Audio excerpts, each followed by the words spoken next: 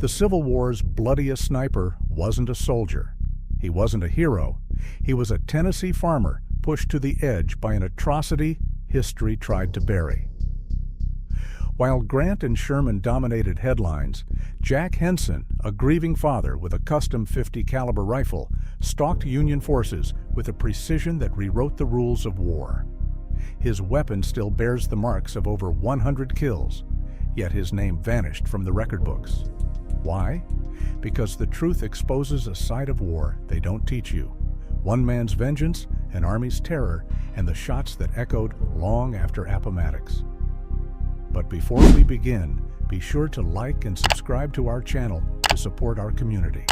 When the Civil War erupted, Jack Henson occupied a position of wealth as an affluent landowner and slaveholding proprietor within Tennessee's Stewart County, specifically in the Between the Rivers district adjacent to Dover. This locale earned its designation from its geographic positioning between the Cumberland and Tennessee rivers, situated approximately 100 miles westward of Nashville. In contemporary times, the land between the lake's recreational area now occupies proximity to the historic grounds of Henson's plantation. The Tennessee Valley Authority later constructed dams on both waterways, transforming them into the present-day Kentucky Lake and Lake Barkley reservoirs. Henson remained steadfast in his neutrality during the war's outbreak, prioritizing the preservation of his agrarian existence at Bubbling Springs Plantation above political allegiances. Advanced in age and ineligible for military conscription, he openly discouraged his sons from enlisting, urging them instead to sustain agricultural operations. Nevertheless, one son defied paternal expectations by enlisting in the Confederate Army. These parallel rivers served as indispensable supply corridors for both Union and Confederate forces, a strategic reality that compelled Washington authorities to dispatch Ulysses S. Grant to the Western Theater with orders to secure these vital waterways. Union troops first consolidated control over Paducah, Kentucky, before targeting two critical Confederate installations, Fort Henry along the Tennessee River and the more substantial Fort Donelson on the Cumberland River. The latter fortification lay within a short distance of Henson's Bubbling Springs estate, placing his property in the direct sphere of military operations. While Fort Henry capitulated swiftly to Federal forces, the Battle of Fort Donelson unfolded as a protracted three-day engagement marked by heavy casualties, ultimately culminating in Union victory. This pivotal conflict not only elevated General Grant's stature, but also precipitated Confederate decline in the Western Theater.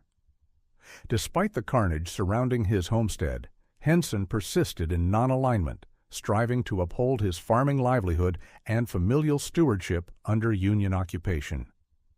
Federal troops stationed at Fort Donelson regarded him with muted suspicion, but adopted a restrained posture toward the local landowner.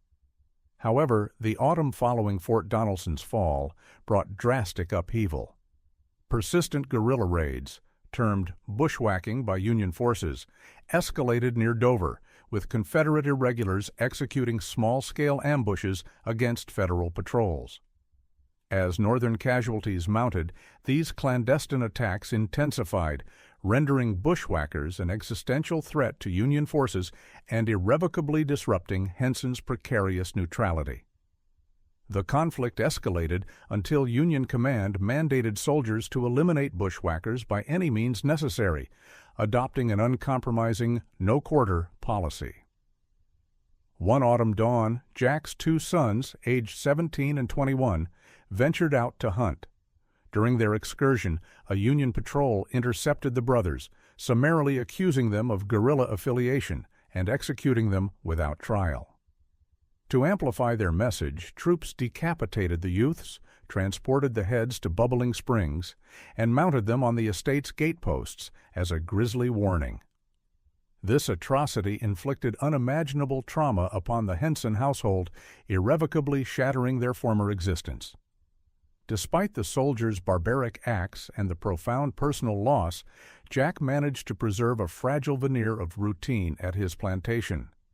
Internally, however, he underwent a radical transformation, quietly devising a retaliatory scheme that would establish him as one of warfare's most dreaded sharpshooters. His substantial wealth provided the resources necessary to actualize this ambition. Henson commissioned an elite gunsmith to forge a custom .50 caliber muzzleloader, incorporating cutting-edge components and precision craftsmanship of the period. The resultant weapon became an instrument of surgical lethality, tailored to his objectives. Though already skilled with firearms, Jack dedicated exhaustive hours mastering the rifle's capabilities, achieving lethal proficiency. Simultaneously, he conducted covert reconnaissance on Fort Donelson's Union patrols, meticulously tracking the unit responsible for his son's deaths and memorizing their operational patterns. His campaign commenced with the ambush assassination of the patrol's commanding officer and the sergeant who had personally orchestrated the desecration of his son's remains. Evading detection, Henson resumed farm operations while systematically targeting high-ranking Union personnel, reasoning that officer casualties would maximize psychological and strategic impact. As his body count mounted, Northern forces grew increasingly suspicious of Jack and his family. With guerrilla warfare destabilizing the region, Union commanders adopted draconian measures, authorizing arrests of suspected bushwhackers without evidence.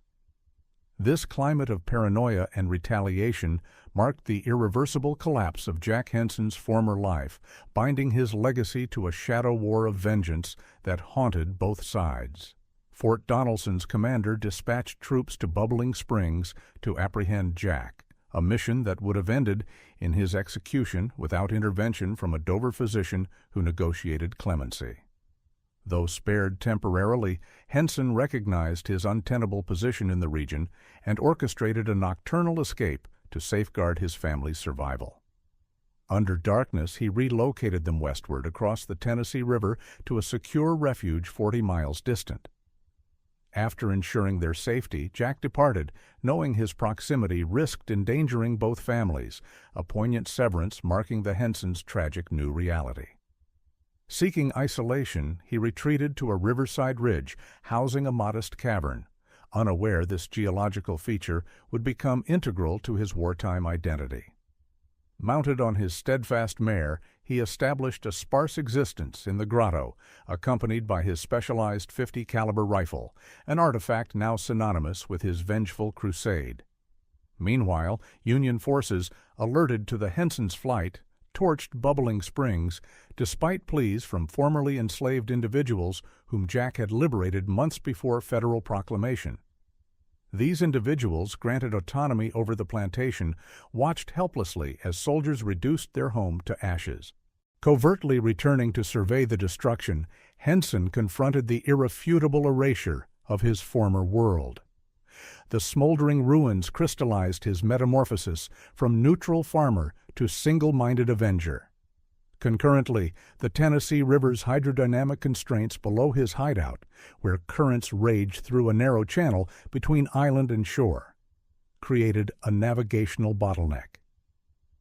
Union vessels laboring upstream through this choke point would soon face an unforeseen adversary, as Jack's cave provided both sanctuary and lethal vantage. Thus began his calculated campaign, merging intimate knowledge of terrain with ballistic precision to forge a new chapter in asymmetric warfare. This treacherous stretch of river emerged as an ideal kill zone for a vengeance-driven sharpshooter wielding a precision-engineered long gun.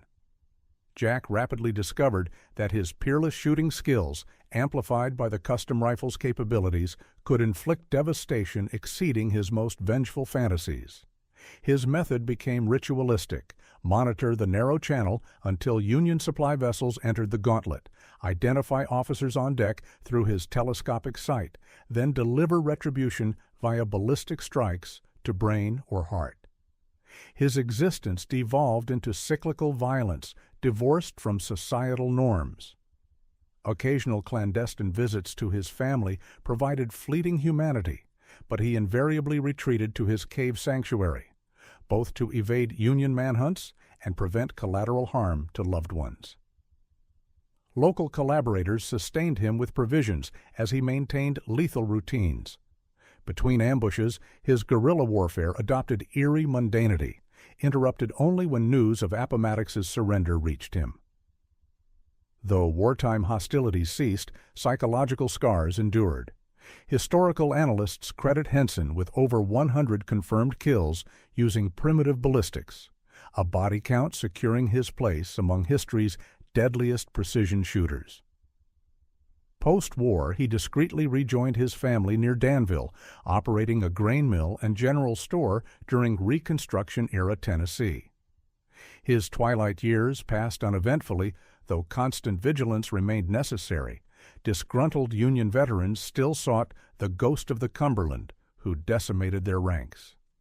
The artifact central to this legacy, Henson's .50 caliber muzzle-loader, notched with grim tallies, remains curated by descendant Judge Ben Hall McFarland in Murfreesboro. Periodic museum exhibitions showcase this instrument of asymmetric warfare, its barrel etchings silently testifying to a father's irreversible metamorphosis. Jack Henson died in 1905, not on a battlefield, but in a quiet Tennessee town. His rifle outlived him, its notches a cipher to a war within the war. Was he a hero, a monster, or just a father who refused to let history bury his son's screams? The Union burned his home, but not his rage. The Confederacy lost the West, but Henson's shadow still haunts its rivers. We celebrate Grant's victories. But who writes the rules when war blurs into vengeance? When a single man, armed with grief and a .50 caliber bullet, becomes an army's nightmare?